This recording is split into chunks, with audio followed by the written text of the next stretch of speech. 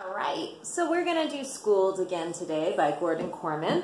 And, school is well underway for us this year. And if you're in my class, you've been working on your reading journal. And you've been dealing with different teaching points every day. And some teaching points we're going to look at using Schooled are going to be character traits and making inferences.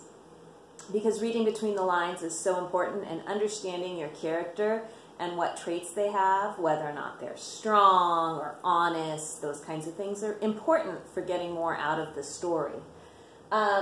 Today, as I read to you, we're going to be starting on chapter 4. It's going to be from Capricorn Anderson's perspective. And we now know that he has started school, and he's experiencing it quite differently from you or I because he's been homeschooled. And so there's some things I want you to pay attention to, because I've been talking to you about jotting quotes from the text and then explaining what it means or how you realize something from it. So what I want you to listen for today is, what I saw in school today wasn't on any test. What does that mean? Why is Capricorn Anderson saying that? What can we infer? Read between the lines about that statement. And then the other thing that you're going to listen for is having information in life versus having experience in life. And how is that tripping up Capricorn Anderson? Because when we jot in our reading journals, we want to be sure that we're showing our thinking, our understanding of the text. And one way we do that is we pull out a quote and we show our thinking about it. Or we pick out some specific information and we reflect on it. So that's what I'm trying to get you to practice. And here we go, chapter 4, Capricorn Anderson. What are you looking at, jerkface? What are you looking at, buttwipe? The first boy swung his book bag around and slammed it into the side of the other's head. He responded by punching the first boy in the nose, and soon the two were rolling on the grass, grunting and raining blows on one another. I was horrified. I'd read about physical violence, but this was the first time I'd witnessed it in real life. It was sudden and lightning fast. Wild, vicious, ugly. In seconds, a ring of spectators formed around the brawlers. Their gleeful chant echoed all around the schoolyard. Fight, fight, fight, fight! Break it up! A teacher burst into the circle, a brawny man with a whistle around his neck. He squeezed himself between the combatants and pushed them apart. All right, who started it? He did, the two chorused, each pointing at his opponent. So first of all, it pains me to read language like that, but it's in the book.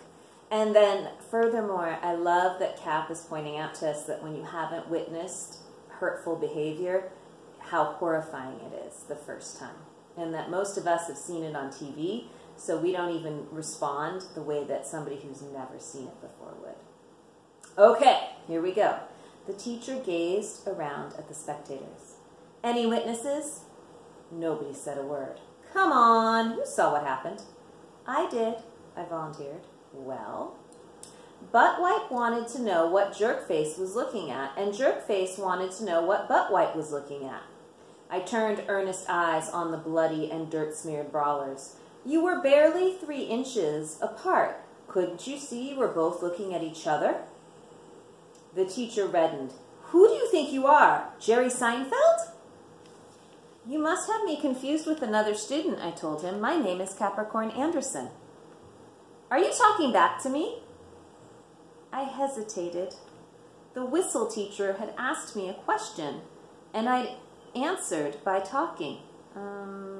Yes? I ventured uncertainly. By the time he had finished yelling, both fighters had boarded their buses and gone home. I was the one who got sent to Mr. Kazaski's office. Just reflect on that for a moment, boys and girls. With all your experience in school, what has this young man just unwittingly done? I think it's a great moment. I was waiting on the bench when Mrs. Donnelly appeared. I leapt up. Is Rain going to be okay? That's why I'm here. Let's take a ride over there and find out. Her brow furrowed. What are you doing in the hot seat? I have a smart mouth, I replied honestly. It's against the rules. She began leading me down the hall. Come on, we've got a long drive. I'll straighten everything out with Mr. Kazaski. It took more than an hour to get to the hospital, but it was worth it. Good news. Rain's operation was a success. So we can go back home? I asked anxiously. Rain smiled sadly. The doctor was right. This is going to be a long recovery. And because it's only the two of us at Garland, they're not going to release me early. She held my hand. I know you're upset, but we're just going to have to be strong. I don't like it out there, I complained. It's too crowded. People dress funny. They talk too fast. And all they're interested in is things. Cell phones and iPods, Game Boys and Starbucks. What's a Starbuck? She looked upset and older than I'd ever seen her before. I want you to listen to me, Cap, and try not to blame me. Blame you? I believe in the community, she began. And I believe in the life we've built together. But I was fooling myself to think that you were still so young that you wouldn't have to learn about the world outside ours. It's not a nice place, and I didn't want you tossed in without a little more preparation. I'd read about depression, but this was the first time I'd actually felt it. It was like a stone pressing down on my chest.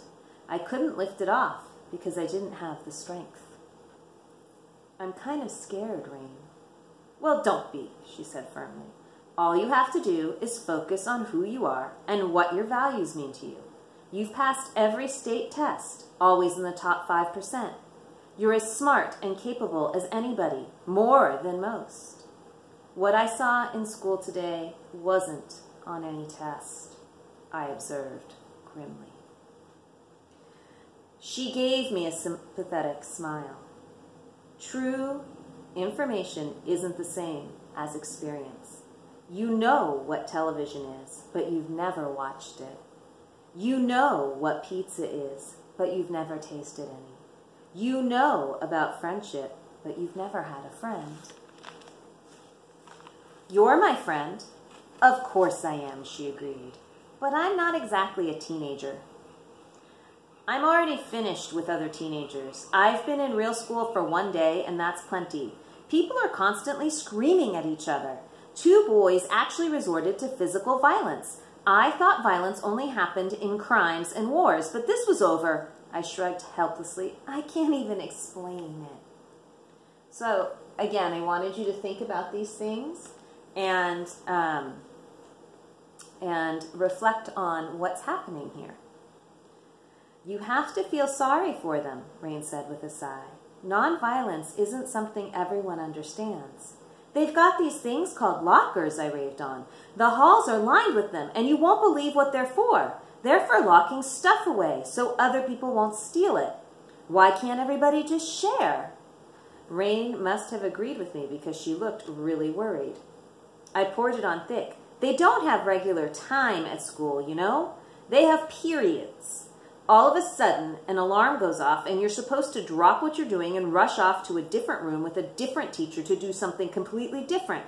How can anybody learn like that?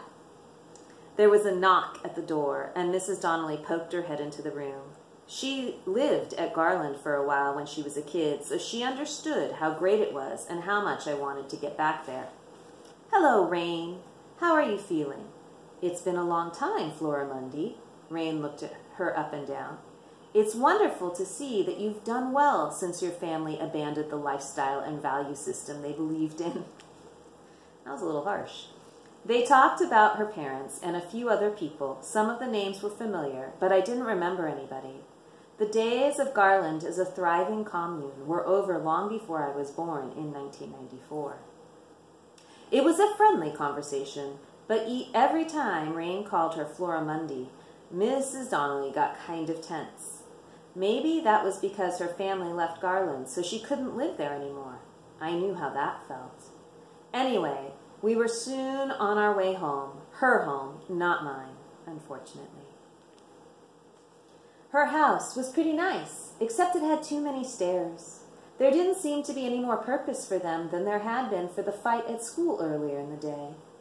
The living room was a few steps down, the bedrooms were a few steps up, and the kitchen was in the middle. Mrs. Donnelly called it a split level.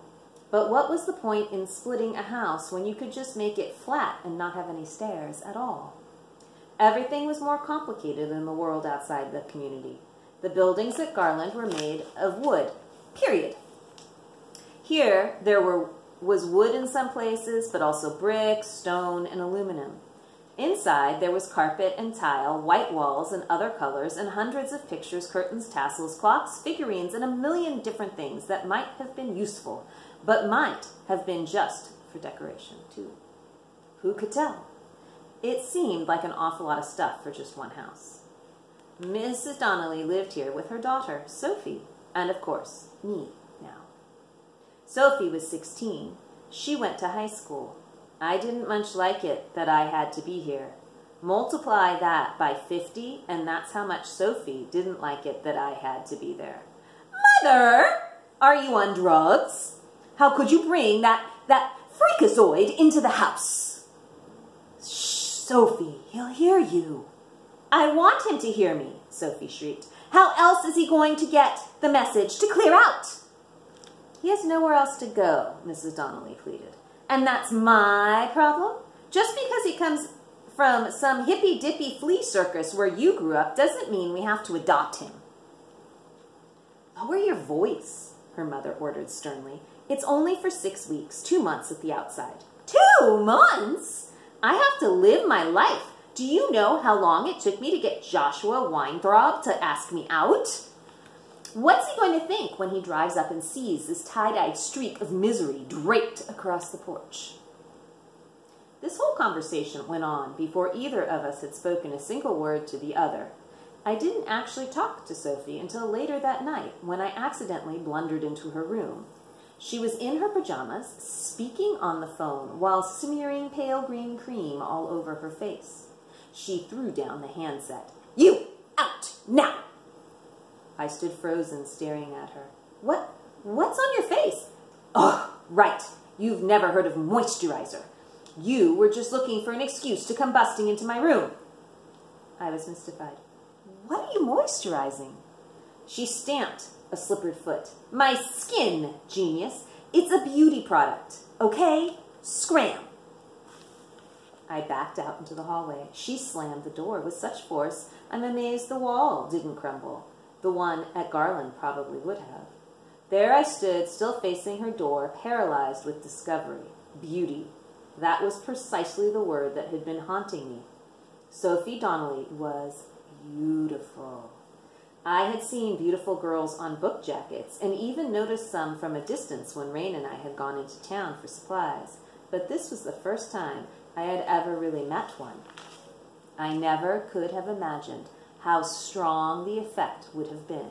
Just standing near her, even when she was yelling at me, made me feel nice. It sure was a strange and complex world outside of Garland. Boys and girls, I'm going to leave you with that thought. Chapter 5 will be Hugh Winkleman. I do want you to consider what Capricorn was saying here, and how is his background information different from his experience, and how is that affecting the way he connects with this world outside of Garland. Look forward to hearing from you. Take care. Bye.